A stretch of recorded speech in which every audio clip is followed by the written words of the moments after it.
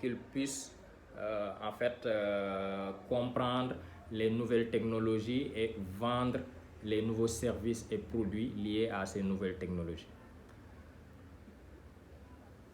Il y a deux modèles d'offres numériques en général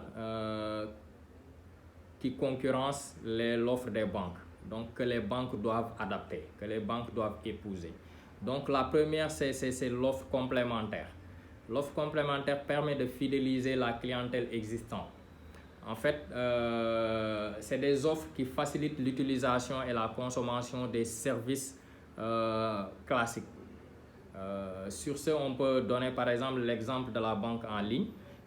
Au début, d'une manière classique, pour consulter son solde par exemple, il fallait aller jusqu'à l'agence bancaire.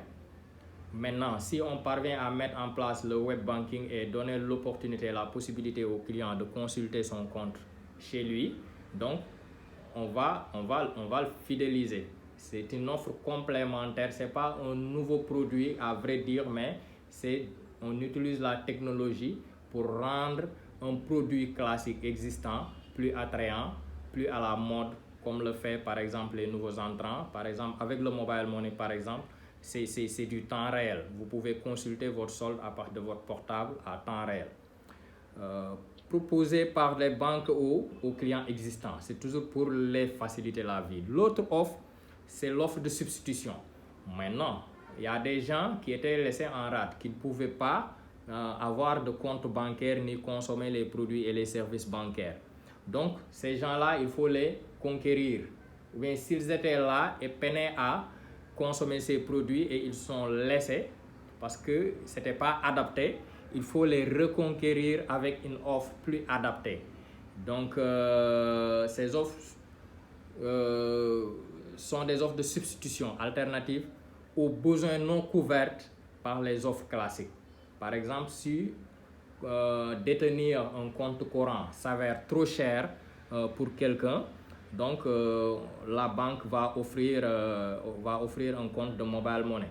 Il faut savoir aussi que les banques, avec leur licence bancaire, peuvent émettre du mobile money au même titre que les autres acteurs. Donc, le compte mobile money est un réel produit de substitution. Donc, et ça facilite aussi l'inclusion financière parce que sur l'inclusion financière, le paramètre de mesure qui est le plus important, c'est le taux de détention de compte, TBS. Maintenant, si on considère uniquement au sens strict le taux de bancarisation au sens strict qui compte uniquement les comptes au niveau des banques classiques, ça réduit le rythme d'inclusion financière. Mais si cette banque, en plus des comptes bancaires classiques, ajoute des comptes mobile régis par la loi 2015 sur l'émission du mobile money, donc ça va augmenter le taux d'inclusion financière et l'utilisation globale des produits et services financiers.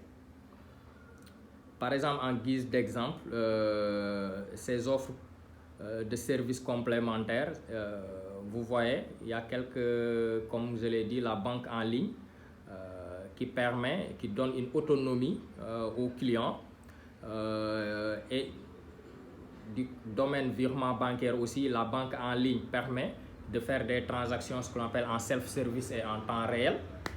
Sur la gestion des cartes aussi, au début, la présence de la carte était obligatoire pour faire des retraits au niveau des ATM comme au niveau des marchands pour faire un paiement. Maintenant, avec la banque en ligne, les mobiles, les applications mobiles bancaires, donc il y a des technologies qui permettent